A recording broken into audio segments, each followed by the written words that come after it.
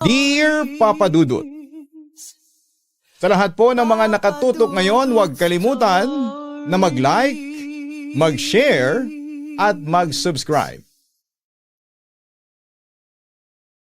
Magandang araw po sa inyong lahat, Papa Dudut, at sa lahat ng mga nakikinig ngayon. Itago nyo na lamang po ako sa pangalang Marian. Nasa late 20s na ako ngayon at meron akong stable na trabaho. Ang ikukwento ko sa inyo ay tungkol sa naging karanasan ko sa aking ex-boyfriend na si Paul. Hindi niya po yon totoong pangalan. Nakilala ko si Paul sa isang dating app. Matagal na rin kasi akong single at okay na ang trabaho ko. Nagagawa ko namang tumulong sa family ko. Kaya naisip ko na pagbigyan naman ulit ang sarili ko na makaramdam ng kilig. Ang first meet up namin ni Paul ay nagustuhan ko na kaagad. Siya ay gwapo at humanga ako sa pagiging independent niya. Isa kasi yon sa mga katangian ng lalaki na hinahanap ko para sa akin. Kapag independent ang isang lalaki ay magiging good provider at responsable siya. Kapag nagkaroon siya ng sariling pamilya, ganun na kaagad ang nasa utak ko. Kasi hindi naman ako nakikipagrelasyon para masabing may boyfriend ako.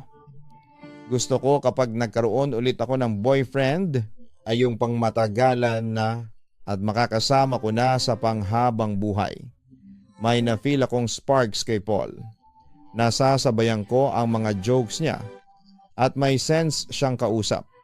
Marami rin kaming same interest, parehas kaming mahilig manood ng horror movies at umaakyat sa bundok para pampawala ng stress sa nakakapagod na trabaho. Bukod pa roon ay magaling ding magluto si Paul at may mga pagkakataon na kapag nasa apartment niya ako ay ipinagluluto niya ako. Isa pa sa mga nagustuhan ko sa kanya ay ang pagiging honest at open niya sa akin. Kahit na ilang buwan pa lamang kaming magkakilala ay nagtitiwala na kaagad siya. Ikinuwento niya sa akin ang mga personal na bagay tungkol sa kanya. Kagaya ng nangyari sa family niya. Naghiwalay ang parents niya dahil nagkaroon ng ibang babae ang tatay niya. Halos araw-araw daw nag-aaway ang mga magulang niya. Kaya nag-decide ang mga ito na maghiwalay na lamang. Na-share din ni Paul sa akin ang nangyari sa kanila ng ex-girlfriend niya. Nag-cheat daw ang ex niya sa kanya at binigyan pa niya ito ng second chance. Pero sinayang lang nito. Niloko lang daw ulit siya ng kanyang ex at sobra daw siyang nasaktan sa nangyari na yon. Hindi niya raw akalain na ma-experience niya ang nangyari sa nanay niya. Kaya sa susunod daw na magkakaroon siya ng girlfriend ay sisiguraduhin niya na hindi na siya maloloko. Very memorable sa akin ang araw kung kailan naging kami ni Paul, Papa Dudut. Inaya niya ako noon na umakyat sa bundok sa Batangas. Joiner kami sa isang grupo. Pagdating namin sa itaas ng bundok ay doon na siya nagtapat sa akin na mahal niya ako. At tinanong niya ako kung gusto ko bang maging kami. Dahil sa mahal ko na rin si Paul ay hindi ko na pinatagal. At sinabi ko na mahal ko na rin siya. May ibinigay pa siyang singsing sa akin noon bilang tanda raw ng pagmamahal niya sa akin. Ipinangako ko kay Paul na hindi ko siya lolokohin kagaya ng ginawa ng ex niya at ng tatay niya sa nanay niya. Nangako rin si Paul sa akin na hindi niya ako lolokohin. Sa laki raw ng pagmamahal niya sa akin ay hindi na raw siya titingin pa sa iba. At sana raw ay ako na ang babaeng pakakasalan niya sa tamang panahon, Papa Dudut. Naniwala ako na hindi ako magagawang lokohin ni Paul. Bukod sa mahal niya ako, ay alam ko na hindi niya gagawin sa akin ang ginawa ng tatay niya sa kanyang nanay. Alam niya rin ang sakit kapag niloko ng taong mahal mo dahil sa naging ex niya. Naniwala ako na hindi niya hahayaan na mangyari yon sa akin, Papa Dudut. Masaya ako sa piling ni Paul. Alam niya kung paano ako itrato ng tama. Alam niya kung kailan ako malulungkot at kung paano niya ako papasayahin. Mas lalo kong nasabi na seryoso si Paul sa akin nang ipakilala niya ako sa nanay niya at dinala niya ako sa bahay nila. Nakilala ko rin ang mga kapatid niya, Papa Dudut. Una kong ipinakilala si Paul sa family ko. Sunod ay sa dalawa kong kaibigan, sina Regina at Joy, sa isang coffee shop.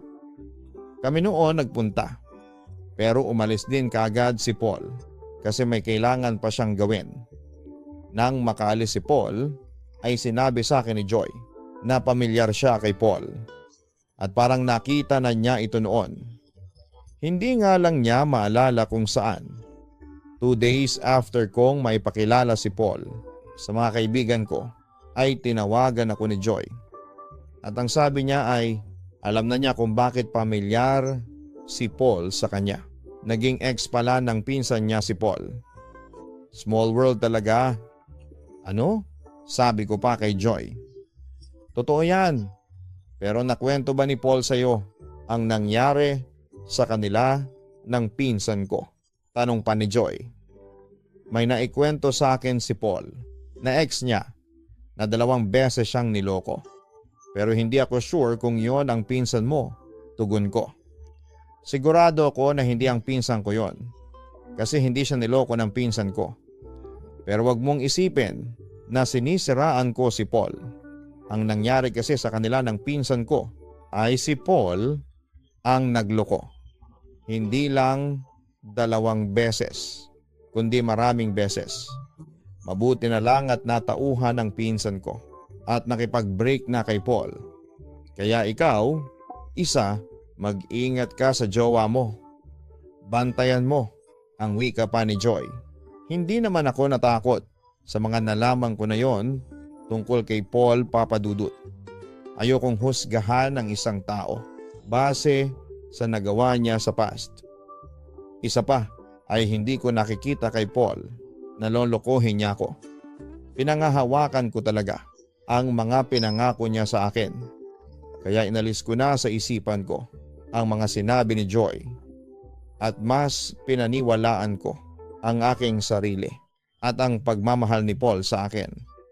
Kapag kasi iniisip ko na baka gawin din ni Paul ang ginawa nito sa pinsan ni Joy, ay hindi ako magiging masaya. Palagi akong mag-iisip. Ayoko naman ng ganon, Papa Dudut. Kaya nga ako pumasok sa isang relasyon ay para maging masaya at mas ma-inspire pa sa buhay.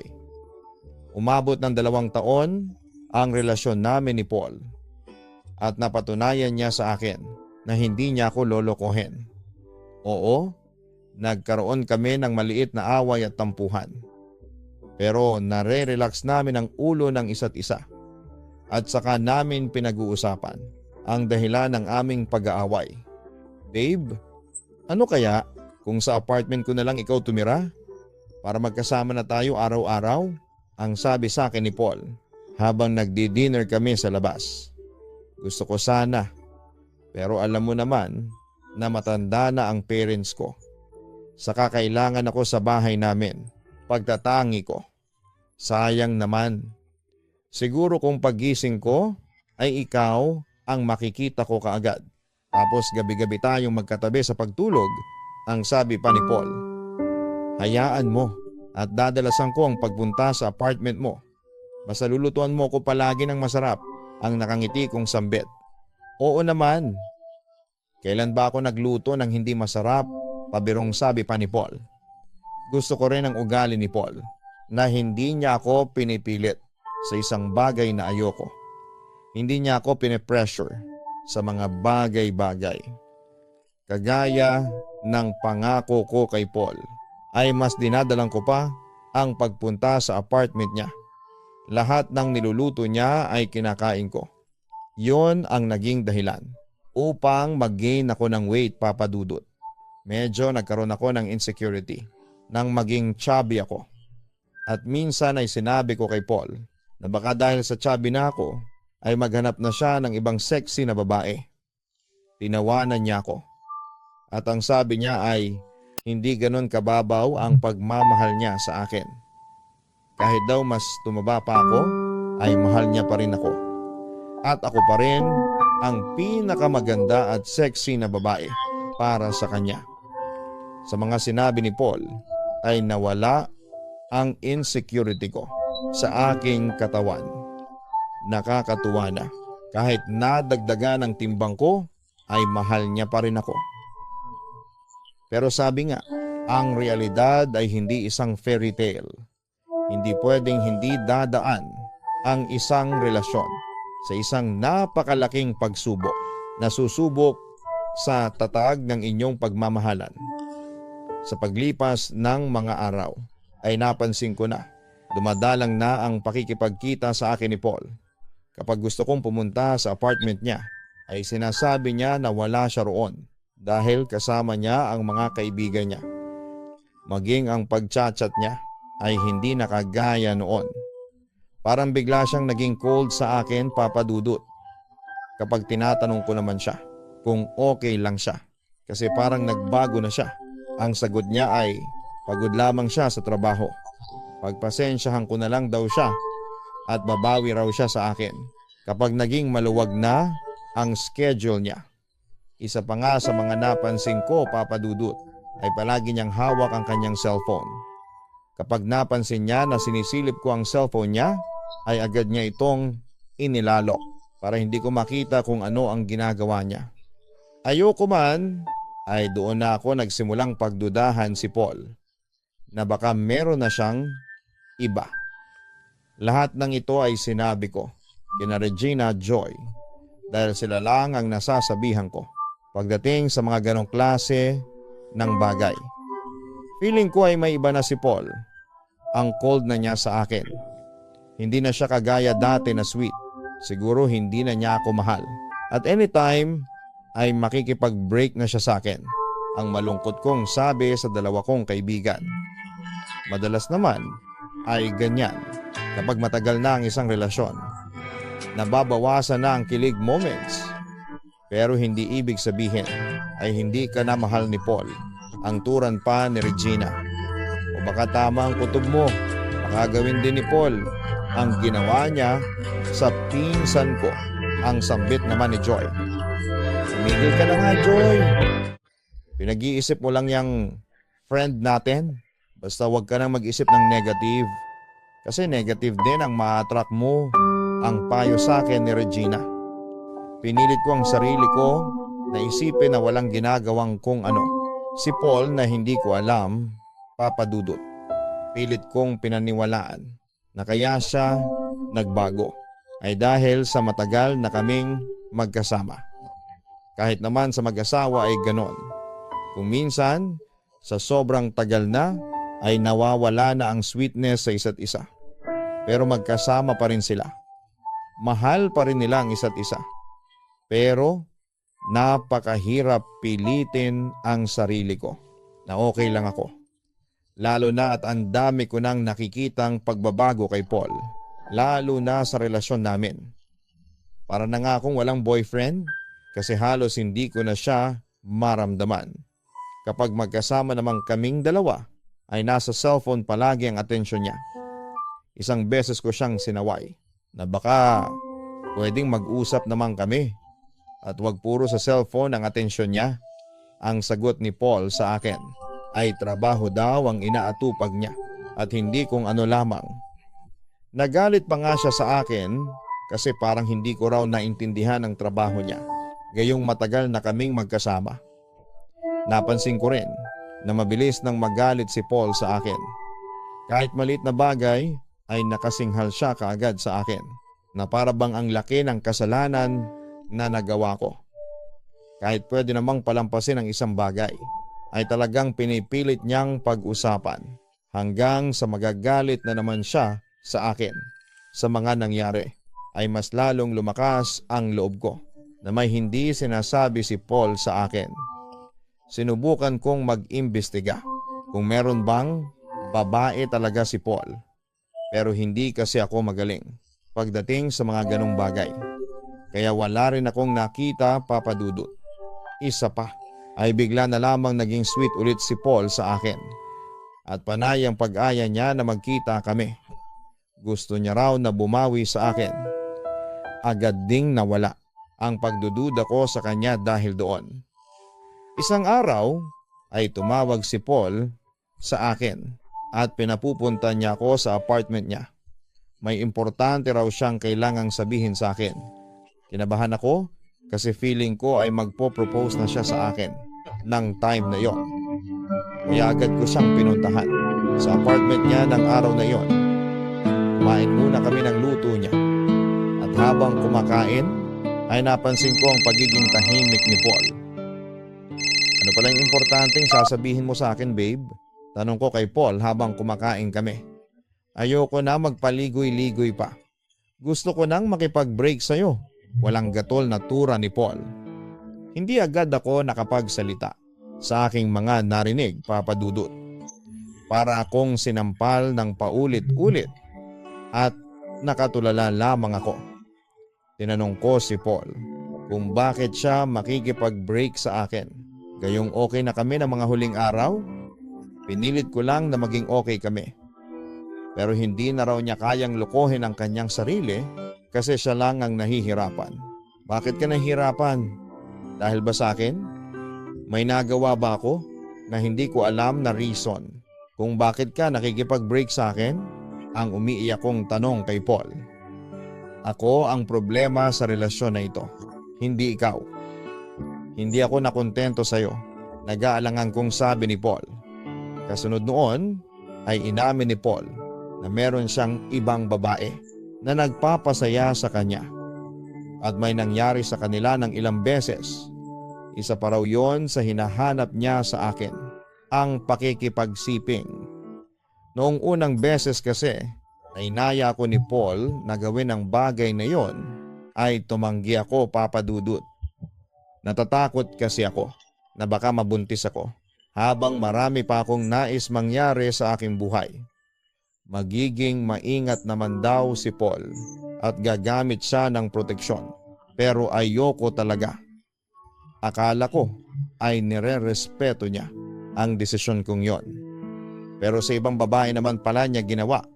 Pakiramdam ko ay gumuho ang aking mundo nang makipag-break si Paul sa akin, Papa Dudut. That time ay hindi ko iniisip na maghihiwalay pa kami kasi matagal na kaming magkasama. Hindi ko rin matanggap na nag-cheat siya, na hindi niya yon gagawin sa akin kasi mahal na mahal niya ako. Hindi ko matanggap ang breakup namin ni Paul. Kaya sinabi ko sa kanya na kaya ko siyang patawarin sa nagawa niya. Kaya ko siyang tanggapin ulit at bigyan ng second chance. Paul, maawa ka sa akin. Hindi ko kayang mabuhay nang wala ka. Mahal na mahal kita. Magsimula ulit tayo. Kakalimutan ko ang nagawa mo. Basta wag mo lang akong iiwanan, ang sabi ko, at lumuhod pa ako sa harapan niya. Hindi, may iba na akong gusto. Maawa ka na sa sarili mo. Tanggapin mo na lang ang desisyon ko kasi hindi na ito magbabago pa. Ayokong magstay pa sa'yo tapos wala na akong pagmamahal na nararamdaman para sa'yo. Hindi na lang ikaw ang niloloko ko kapag ganon, pati na ang sarili ko, ang sabi ni Paul. Hindi umepekto ang pagmamakaawa ko kay Paul, Papa Dudut. Talagang buo na ang loob niya na makipaghiwalay sa akin. Sa araw na yon ay natapos na ang aming relasyon. Pero hindi ang aking pag-asa na magkakabalikan pa kaming dalawa. Sinabi ko sa sarili ko na gagawin ko ang lahat upang bumalik si Paul sa akin. Katwiran ko ay hindi ko dapat agad na isuko ang isang tao kapag mahal ko. Dapat ay lumaban pa rin ako. Baka kasi na-overwhelm lamang si Paul sa pinaparamdam sa kanya ng bago niyang babae. Kaya naisipan niyang makipaghiwalay sa akin. Ang lakas ng paniniwala ko na at the end of the day ay marirealize pa rin ni Paul na ako talaga ang mahal niya. at babalik siya sa akin. Hindi ko sinabi sa pamilya ko na break na kami ni Paul dahil alam ko na magkakabalikan pa kaming dalawa. Walang kaalam-alamang pamilya ko na sa gabi bago ako matulog ay umiiyak ako. Sobrang sakit kasi talaga ng mga nangyari na yon, Papa Dudut. Ang tanging pinagsabihan ko lamang ay sina Joy at Regina. Sa kanila ko iniyak ang lahat at ikinwento ang totoong nangyari sa amin ni Paul. Hindi ba sinabi ko na sayo na may ibang babae na siya? Kaya siya nagbago? Hindi ka kasi nakinig sa akin. Ginawa na rin yan sa pinsan ko. Once a cheater, always a cheater, ang sabi sa akin ni Joy. Pero mahal na mahal ko pa rin siya. Nagmamakaawa pa nga ako sa kanya. Pero ayaw niya talaga. Iyak ko. Hay, Diyos ko, bakit mo ginawa yon? Hindi ganyan ang pagkakakilala namin sa'yo. Hindi mo dapat yung ginawa. Ang wika naman ni Regina. True, hindi ka dapat magmakaawa sa mga ganong klase ng lalaki. Ikaw na nga ang niloko, tapos ikaw pa ang nagmamakaawa. Hindi mo deserve ang manlolokong yan. Isa, basta lahat ng yon, hayaan mo na siya at mag-move on ka na lamang. Nandito naman kami kapag kailangan mo ng makakausap, sambit pa ni Joy. Makinig ka sa amin, Marian. Wag na wag mo nang gagawin ulit yon. Tigilan mo na si Paul. Makakahanap ka pa rin ng lalaki na hindi ka lolokohin. Turan pa ni Regina. Sinabi ko sa mga friends ko na tinigilan ko na si Paul kahit na hindi yon ang totoo. Alam ko kasi na magagalit sila sa akin kapag sinabi ko na may balak ako na i-win back si Paul at makikipagbalikan ako sa ex ko.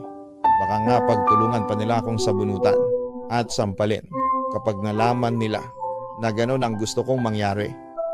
Hindi pa rin naman ako ina-unfriend ni Paul sa mga social media account niya.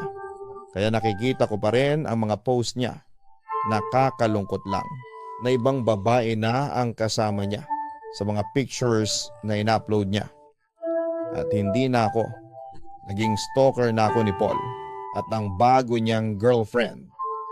Gusto ko pa ring malaman ang mga nangyayari sa buhay niya kahit na wala na kami. Pero sa ginawa ko na yon ay para akong tinotorture ang sarili ko, Papa Dudut.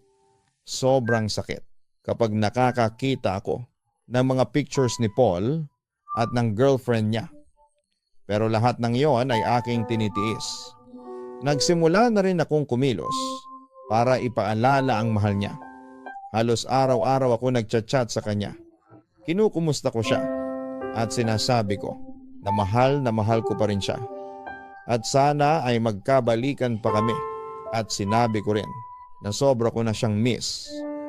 Wala na akong pakialam kahit pa magmukha akong tanga ng time na iyon. Pero kahit isa sa mga chat ko kay Paul ay hindi niya nire-replyan. Puro scene lang ang ginagawa niya. Kahit ganoon ang nangyayari ay hindi pa rin ako nawala ng pag-asa, Papa Dudut. That time, hindi ko maintindihan kung bakit ang isang tao na dating sinasabi sa'yo na mahal ka ay magagawa na tiisin ka na hindi nakausapin. Yung parang hindi na talaga ako nag-exist para kay Paul. Hindi ko maunawaan kung paano niya nagagawa na dedmahin ako after ng aming pinagsamahan. Gumawa ako ng isang video kung saan ay binivideo ko ang sarili ko habang umiiyak. Sa video na yon ay sinabi ko kay Paul ang lahat ng gusto kong sabihin. Nagmakaawa pa rin ako sa kanya na balikan na niya ako dahil kaming dalawa ang nakatadhana para sa isa't isa. Bukod pa sa video na iyon ay gumawa rin ako ng video ng compilation ng mga pictures naming dalawa at mga video ng mga lugar na aming napuntahan noong kami pa. Gusto ko kasing mapanood niya yon para maalala niya kung gaano kami kasaya noon. Sinihan ko ang 2 video kay Paul. Nakatanggap naman ako ng chat pero hindi mula kay Paul, kundi mula sa girlfriend niya. Ang sabi sa akin, tigilan ko na si Paul dahil matagal na kaming tapos ni Paul. Tanggapin ko na lang daw ang katotohanan na hindi na ako mahal ni Paul at mag-move on na ako. Nagkaroon ako ng hinala na ipinapanood ni Paul ang mga video sa bago niyang girlfriend, kaya nag-chat ito sa akin. Sobrang nahiya ako sa mga pangyayaring yon, Papa Dudut. Lumabas kasi na sobrang desperada ako. Pero hindi pa rin ako tumigil, Papa Dudut. Mas lalo pa nga akong naging desidido. Nasuyuin ulit si Paul hanggang sa magkabalikan na kaming dalawa. Aminado naman ako na desperada ako ng time na yon, Papa Dudut. Isang paraan pa ang naisip ko at yon ay ang kausapin ang nanay ni Paul. Bumili pa nga ako ng cake bago ako nagpunta sa bahay ng nanay niya. Hinarap naman ako ng nanay ni Paul at pinapasok pa niya ako sa bahay nito. Ano palang ginagawa mo rito, Marian? Sa pagkakaalam ko ay hiwalay na kayo ni Paul at meron na siyang bagong girlfriend, ang sabi sa akin ng nanay ni Paul. Oo, tita. Nakipaghiwalay nga po si Paul sa akin. Pero alam ko po na mahal pa rin niya ako, tita. Baka pwede mong kausapin si Paul para sa akin. Sabihin mo sa kanya na balikan na niya ako. Handa po akong maghintay kahit matagal. Kasi ganun ko kamahal si Paul, ang wika ko. Alam ko ang nangyari sa inyo. Niloko ka ng anak ko at naiintindihan ko ang nararamdaman mo ngayon. Dahil minsan na akong nasa posisyon mo. Niloko rin ako ng asawa ko. Pero yung ginagawa mo na paghabol sa kanya ay wala nang pupuntahan ang isang lalaki. Kapag ayaw na nila sa ating mga babae ay ayaw na talaga nila. Kahit na anong gawin mo ay hindi na siya babalik sa iyo. Maawa ka sa sarili mo, Marian. Alam ko na isa kang mabuting babae at deserve mo ang maging masaya sa isang lalaki na kaya kang mahalin nang hindi ka niloloko. Mahabang sabi ng nanay ni Paul. Tumanggi siya. Nakausapin si Paul tungkol sa pakikipagbalikan sa akin. Pagdating daw sa love life ng kanyang anak ay hindi siya nakikialam. Bagaman at aminado siya na si Paul ang may mali sa mga nangyari. May lalaki raw na nakalaan sa akin at hindi raw si Paul yon, Papa Dudut. Talagang napahagulhol ako ng matindi sa mga sinabi ng nanay ni Paul sa akin. Pero hindi pa rin noon napatay ang pag-asa sa aking puso na babalikan pa ako ni Paul. Sinabi pala ng nanay ni Paul kay Paul ang ginawa kong pagpunta sa bahay nila. Nag-chat si Paul sa akin at galit na galit siya, Papa Dudut. Ang sabi niya ay tigilan ko na siya dahil kahit mamatay pa raw ako ay hinding-hindi na magiging kami ulit. Na sobrang desperada ko na raw na pati nanay niya ay ginambala ko. Sa pagkakataon na yon ay na-realize ko na wala na talagang patutunguhan pa ang ginagawa kong pagmamakaawa kay Paul dahil hindi na niya ako mahal. Hindi ko na siya magagawang pilitin na balikan ako kung ayaw na niya talaga. Si Paul na mismo ang nag-block sa akin sa social media. Halos mabaliw ako ng time na iyon kasi wala na akong chance para makita kung ano nga ba ang mga nangyayari sa buhay niya. Kahit mahirap at masakit sa akin, ay sinabi ko sa sarili ko, kailangan ko nang tanggapin na tapos na ang relasyon namin ni Paul. Hanggang doon na lamang talaga ang aming kwento at hindi na yon madudugtungan pa. Masyado lang talaga akong naniwala sa mga ipinangako niya sa akin at nanghihinayang sa masasayang memories na aming pinagsaluhan. Unti-unti ay ibinaon ko na sa limot ang mga memories na yon. Labag man sa aking kalooban ay inipon ko ang lahat ng bagay na ibinigay sa akin ni Paul at sinunog ko ang lahat ng yon bilang hakbang para sa aking pag-move on. Pati ang mga pictures at videos namin sa phone ko ay binura ko na rin, Papa Dudut. Aaminin ko na hindi naging madali ang pag-move on ko kay Paul. May mga pagkakataon na natutokso akong gumawa ng mga dummy account at i-add si Paul sa Facebook para magkaroon ulit ako ng balita sa kanya, na natutokso pa rin akong i-text at tawagan siya. Kapag ganon ay iniisip ko ang panlolo kong ginagawa niya sa akin noon. Lahat ng masasamang bagay tungkol kay Paul ay iniisip ko para mapigilan ko ang sarili ko na i-contact ulit siya. Naghanap din ako ng bagong pagkakaabalahan. Nag-join ako ng mga travelers na umaakyat ng bundok at nagpupunta sa mga beach o dagat. Nilubog ko ang sarili ko sa ginawa kong pagta-travel at doon ay nakilala ko ang mga bagong kaibigan ko. Nang panahon na yon ay hindi ko pa rin sinasabi sa pamilya ko na wala na kami ni Paul.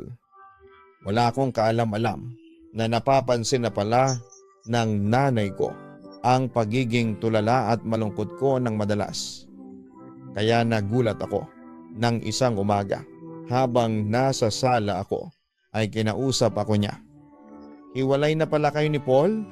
Sinabi sa akin ng kapatid mo na nakita niya ang Facebook ni Paul na ibang babae na ang kasama niya sa picture. Bakit hindi mo sinabi sa amin? Bakit sinolo mo ang sakit na pinagdadaanan mo? Ang malungkot na tanong ng nanay ko. Wala pa man akong sinasabi ay napaiyak na ako. Sorry ma, ayokong sabihin sa inyo kasi nahihiya ako. Saka akala ko kasi ay magkakabalikan pa kami ni Paul. Kaya hindi ko sinabi. Sorry kung naglihim ako sa inyo, umiiyak kong tugon. Anak, pamilya mo kami. Hindi ka dapat nahihiyang magsabi sa amin ng mga problema. Hindi ka namin huhusgahan, ang sabi pa ni Mama. Sa pagkakataon na yon ay sinabi ko na ang lahat ng nangyari sa nanay ko. Nakita ko na naawa siya sa akin, pero hindi niya yon sinabi sa akin. Anak, tanggapin mo na lamang na may mga bagay, kagaya ng relasyon na nagtatapos. Ang importante raw ay hindi ako tatalikuran ng pamilya ko. Mag-focus na lang daw muna ako sa aking sarili. Mas lalo akong nagkaroon ng time para mag-focus sa sarili ko. Nag-order ako ng gym equipment sa online. Sinimulan ko na rin ulit ang pagda-diet para mabawasan kahit papaano ang aking timbang. Naging kami kasi noon ni Paul at sinabi niya na wala siyang pakialam kahit tumaba ako. Kaya hindi ko na tinigilan ang pagkain. Kaya sa pagkakataon na yon ay sinabi ko sa sarili ko na mamahalin ko muna ang sarili ko at kasama na roon ang pagbabalik alindog ko. Nang magbukas sa mga gym ay nag-enroll ako. Mas naging mabilis ang pagbabawas ko ng timbang. Dahil may mga taong tumutulong sa akin para gawin yon, lalo na ang aking naging coach. Nag-travel ulit ako kahit na wala akong kasama. In-enjoy ko ang pagiging single ko na walang ibang taong inaasahan. Siyempre, hindi ko pa rin nakakalimutan ang mga kaibigan ko. At kapag may chance, ay nakikipagkita pa rin ako sa kanila. Hanggang sa napansin na ng mga friends ko na masaya na ulit ako. Mukhang naka-move on ka na, masayang puna ni Regina habang nasa isang coffee shop kami. Napansin ko nga rin yan Naka-move on ka na nga ba talaga? Tanong naman ni Joy. Matagal na at mas okay pala ang single life. Na-miss ko yung freedom na meron ng isang single. Kasi ang tagal ko rin na relationship, hindi ba? Sagot ko. Totoo naman ang sinabi ko, Papa Dudut. Makalipas ang halos 2 taon ay natuto na akong tanggapin na wala na kami ni Paul. Hindi na ako natutokso na i-chat siya at magmakaawa na balikan niya ako. Nawala na rin ang interest ko na alamin kung ano ang nangyayari sa buhay niya. Sa una lang talaga mahirap at masakit. Pero kapag sinubukan mo naman na mag-move on at tanggapin ang lahat, ay marirealize mo na kaya mo naman pala. Malaki rin ang naitulong sa akin. Ang breakup namin ni Paul, mas nagkaroon ako ng time sa aking sarili. Kaya naibalik ko na ang dati kong katawan. Mas gumanda pa nga kasi sinamahan ko na ng diet at pagpunta sa gym. Bumalik na ang confidence ko na mag-post sa aking social media account ng picture ko. Hindi na puro mukha lang ang pinopost ko, kundi kasama na rin ang katawan. Siyempre, pinaghirapan ko yon. Kaya hindi naman siguro masama na i-post ko paminsan-minsan ang bunga ng pagbababad ko sa gym.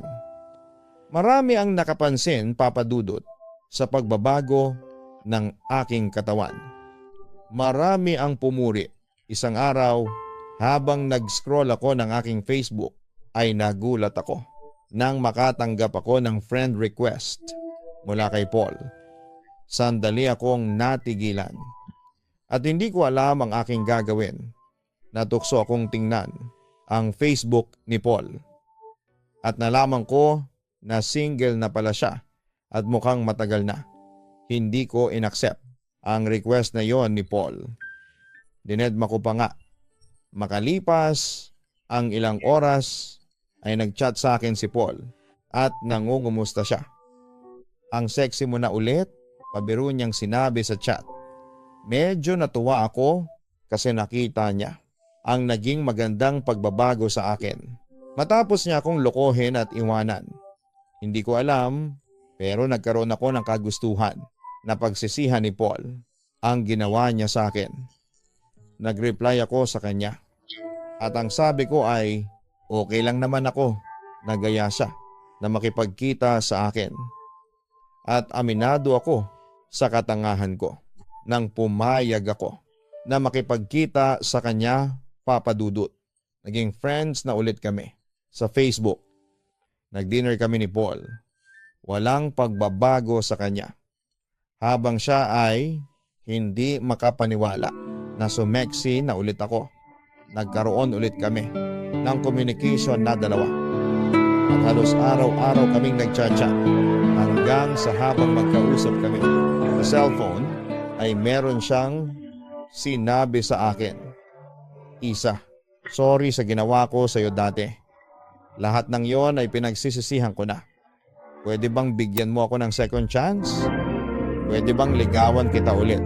Turan pa ni Paul isang katanghalian. Ako naman, pakiramdam ko ay muling nabuhay ang pagmamahal na meron ako sa kanya.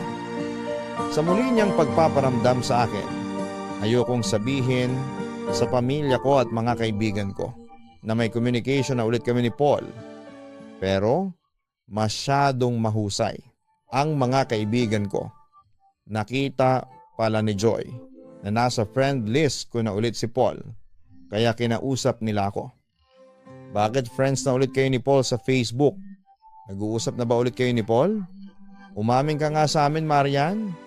Ayaw namin ang sinungaling, ang sabi ni Joy nang magkita kami kasama si Regina. Hindi naman kami nag-uusap. Nag-friend request lang siya sa akin at inaccept ko.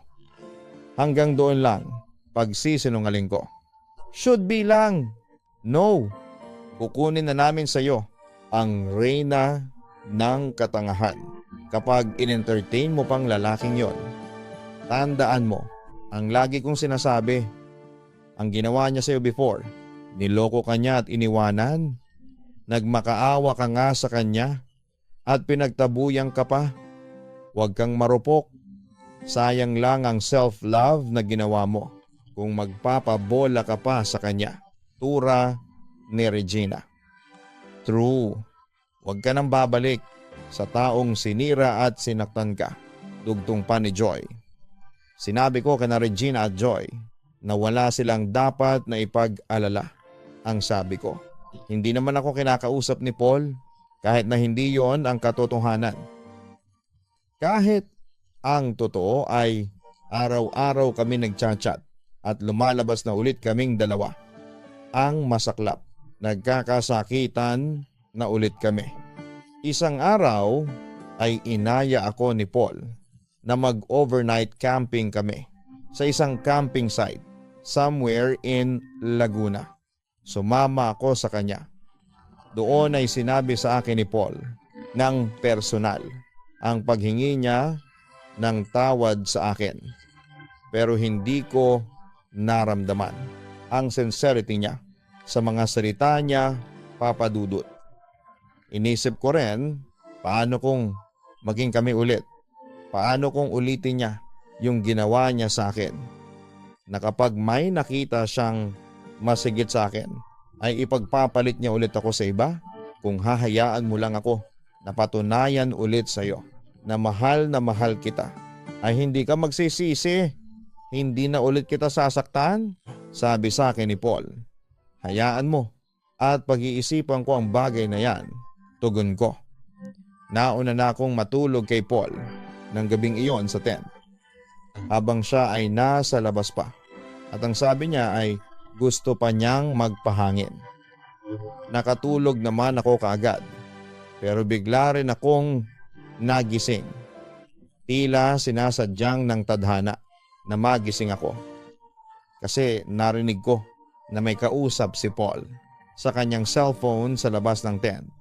Narinig ko na sinabi ni Paul na nasa isang campsite siya at wala siyang kasama. Siya lang daw mag-isa. Narinig ko rin na I love you baby siya sa kung sino mang kausap niya. Imbes na masaktan ay natawa na lamang ako sa aking narinig, Papa Dudut. Obvious na may karelasyon si Paul base sa mga narinig ko. At mukhang gagawin pa niya akong kabit. Doon ko na-realize na hindi pa rin nagbabago si Paul.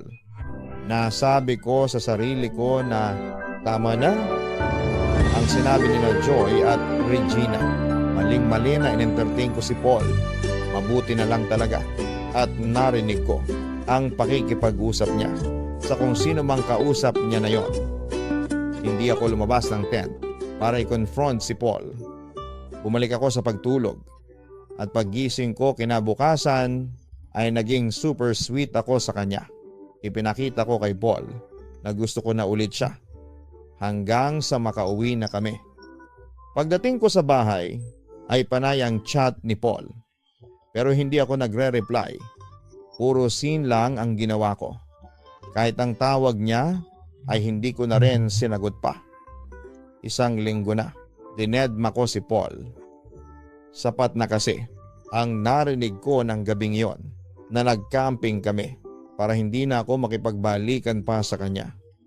Saka naalala ko ang sakit na naranasan ko dahil sa kanya. Yung ibinaba ko na ng sobra ang sarili ko para lamang balikan niya ako. Ayoko nang maranasan ulit yon, Papa Dudut. Hindi ko na ulit yon gagawin sa kahit na sino pang lalaki.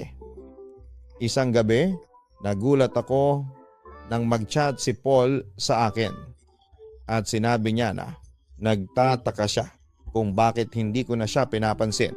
Gayong ang sweet ko sa kanya noong last time na nagkasama kami. Ang sabi niya ay nasa labas siya ng bahay namin at gusto niya na makausap ako. Naisip ko na yun na ang tamang oras upang sabihin ko kay Paul ang nararamdaman ko sa kanya. Lumabas ako ng bahay at nakita ko si Paul na nasa labas ng aming gate. Hindi ko siya pinagbuksan Anong ginagawa mo rito? Malamig kong tanong. Siyempre, gusto kitang makita. Miss na kita. 1 week na akong hindi ka nakakausap. Ano bang nangyari?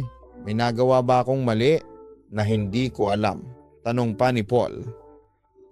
Medyo natawa pa ako sa sinabi ni Paul kasi naalala ko na naging linya ko rin yon sa kanya dati. Naging honest ako kay Paul sa mga sinabi ko sa kanya, Papa Dudut. Sinabi ko na tigilan na niya ang panliligaw niya sa akin. Kasi kahit na ano pang gawin niya ay hindi na maibabalik pa ang pagmamahal ko sa kanya. Sinabi ko rin na wala na akong tiwala sa kanya. Matapos yon ay pinauwi ko na siya. Pero hindi pa rin huminto si Paul. Talagang sa pagkakataon na yon ay desidido siya na muli kaming magkabalikan. Pero mas desidido ako na wag na siyang balikan pa. Para hindi na niya ako magambala ay ako naman ang nag-block sa kanya sa lahat ng aking social media. Pati number ko ay pinalitan ko na rin, Papa Dudut, sa muling pagbura ko. Kay Paul sa buhay ko ay naramdaman ko na naging masaya ako, Papa Dudut. Ipinagpatuloy ko ang self-love na ginagawa ko. Sa ngayon ay wala pa akong plano na pumasok ulit sa panibagong relasyon. Gusto ko munang mag-heal ng tuluyan bago ko ulit buksan ang aking puso sa panibagong pag-ibig. At sana ang susunod na lalaking mamahalin ko ay siya na ng makakasama ko hanggang sa aking huling hininga. Lubos na nagmamahal, Marian. Alam mo Marian, sadyang masakit para sa isang nagmamahal kapag iniwan siya ng taong inakala niya ay makakasama niya sa panghabang buhay. Sa ganitong pangyayari, damhin mo lamang ang sakit. Mahirap, ngunit kailangan mong tanggapin na walang permanente sa ating mundo. Piliin mo muna ang iyong sarili at paghilumin mo ang puso mo sa sugat. Huwag kang maghahabol sa isang tao na mas piniling saktan ka habang ikaw ay walang ginawa, kundi ang mahalin siya. Tandaan mo, hindi ikaw ang nawalan sa ganitong pagkakataon, kundi ang taong nanakit sa iyo. Ikaw ang panalo sa ganyang paghihiwalay dahil inilayo ka ng tadhana sa isang manloloko. May mga taong umaalis sa ating buhay at bumabalik. Kapag napunta ka sa ganitong sitwasyon, ay tanungin mo ang iyong sarili. Karapat-dapat pa bang maging parte muli ng buhay mo ang taong yon? Worth it pa ba kung sakali na masaktan kang muli dahil sa tao na yon? Ang masasakit na bagay na nangyayari sa buhay ng tao ay palaging may kakambal na aral at mawawalan ng saysay ang sakit na iyong nararanasan kung hindi ka matututo sa iyong nakaraan. Hanggang sa muli, ako po ang inyong si Papa Dudut. Huwag kalimutan na mag-like, mag-share at mag-subscribe. Magandang gabi po sa inyong lahat.